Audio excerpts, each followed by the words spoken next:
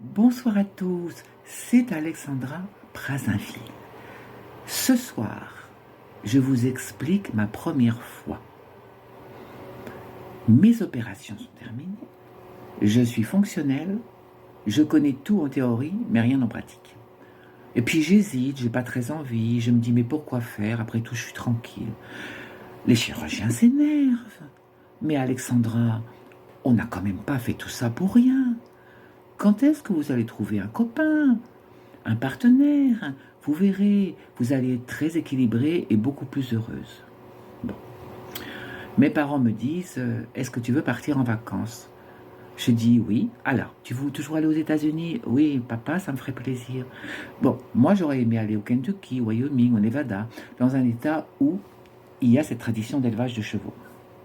J'ai atterri au Texas, dans un ranch entre Dallas et Houston, un ranch magnifique, avec, je dirais, une cinquantaine d'employés qui rassemblent les troupes. Le patron me dit, ce sont des braves garçons, ils n'ont pas bien de manière, mais en tout cas, ils prendront soin de vous. Et effectivement, ils étaient très gentils avec moi. Ils m'ont appris à manier le lasso, à faire du barrel. Vous savez, on lance un cheval au galop et on tourne autour des tonneaux à grande vitesse. Et on revient sur son point de départ. Ils m'ont même fait faire du rodéo sur une mule très capricieuse, mais j'ai quand même tenu les 8 minutes académiques. Donc j'étais accepté. Et parmi eux, il y avait un jeune cow-boy, un bull rider. Vous savez, ces garçons qui sautent sur les taureaux le week-end, qui font toutes sortes de figures. Un chicanos, d'origine à moitié mexicaine, des yeux verts, un brun, plein de charme, mais évidemment rustique. Et il me regardait le soir, il me faisait des petits signes avec son chapeau. Bon, moi, je me dis, bah oui, mais j'hésitais. Puis alors, je me parle à moi-même. Je dis, écoute, ma fille, il faudrait peut-être te bouger. Il faudra bien que tu passes à la casserole. Ce monsieur, il a besoin de faire des travaux pratiques. Toi, tu as besoin d'un beau rodage.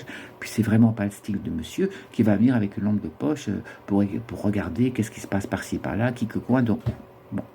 Parce qu'évidemment, personne ne savait pourquoi j'avais été opéré. J'avais dit au patron que j'avais eu une opération des voies féminines et que j'étais en convalescence. Mais c'est tout.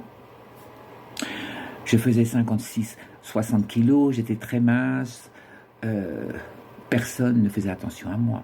Et puis, vous savez, les Texanes et les Américaines sont spectaculaires, sont charpentées, elles portent de grands chapeaux, des bottes, elles sont très apprêtées, donc moi, vraiment, je ressemblais à un rat crevé, maigrichonne, personne ne s'intéressait à moi, sauf lui. Donc, un soir, je mets ma petite crème Coco Chanel, un petit truc, un petit caraco comme ça, et puis je lui fais signe gentiment de venir bavarder. Alors là, il saute par la fenêtre, il atterrit pratiquement sur moi, il m'attrape par les épaules, il me regarde avec son sourire comme ça, coquenard, et il me jette sur le lit. Ah bah dis donc, j'ai dit, alors là, c'est pas rustique, c'est préhistorique, hein. Je commençais à paniquer. Il ouvre son pantalon, et là, je me rends compte que le matériel est déjà assez agité. Pas le temps de lui expliquer qu'il faut mettre un préservatif, qu'il faut prendre quelques précautions d'usage, parce que vous savez, on est au fin fond de l'Amérique profonde, personne n'a rien compris. Bref, il se couche sur moi, bon, j'aide nos deux natures à se rapprocher, et l'empoignade a commencé. Ça durait, il transpirait sur moi, et puis alors il sentait la vache, l'étable. Mais enfin bon, le pauvre, hein, on va pas lui reprocher, c'est son travail. Et puis, il levait les yeux comme ça, l'air de dire, bah, tu dis rien. Et puis moi, je me suis dit, bah, bien évidemment, je suis censé hurler de plaisir, mais comme je sens rien, c'est difficile. Enfin bref, pour lui faire plaisir, j'ondule un peu du bassin, je pousse quelques petits gémissements d'usage. Je sais que c'est pas bien correct, mais je le fais quand même. Du coup, il finalise et hop, il se remet sur ses pieds. Et là, je m'aperçois qu'il a gardé ses éperons, ses bottes et son jean. Alors, voyons, je me suis dit, ça doit être leur culture, c'est pas bien pratique.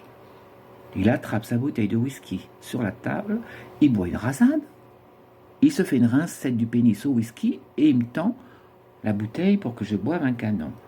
Ah, je lui dis non, merci bien, on va peut-être arrêter les conneries pour ce soir, n'est-ce pas? Je vais me reposer. Et je lui demande de partir. Donc il s'en va, il passe par la fenêtre, il part avec un espèce de chien galeux qui était avec lui. Et moi je ferme la fenêtre, je tire les rideaux, je refais mon lit, je prends une douche, je me rafraîchis, etc. Et j'avais oublié de fermer la porte d'entrée.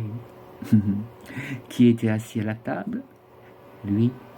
Il avait pris au passage une brassée de luzerne avec quelques fleurs des champs complètement fanées et il me les tend comme si c'était un bouquet de roses.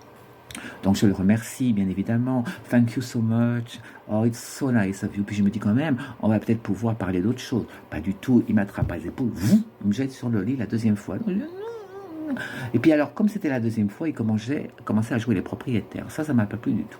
Donc, on remet ça une deuxième fois. Et puis bon, ça durait, je commençais à en avoir marre. Donc, je le laisse finaliser. Et puis là, je lui dis, je suis fatigué, vous comprenez. Puis je verse une petite larme, je fais un peu la comédie. Et donc, ils ont conclu que je suis une jeune fille, comment dire, sensible et un petit peu impressionnée par sa virilité tout à fait nouvelle pour moi, ce qui était le cas d'ailleurs.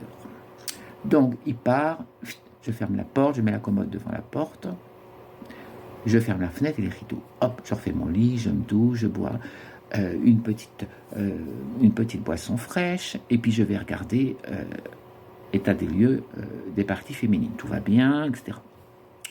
Je me lave, etc. Et je vais me coucher. On a tapé 3 fois à la porte le soir, dans la nuit. Que nenni, je n'étais point là.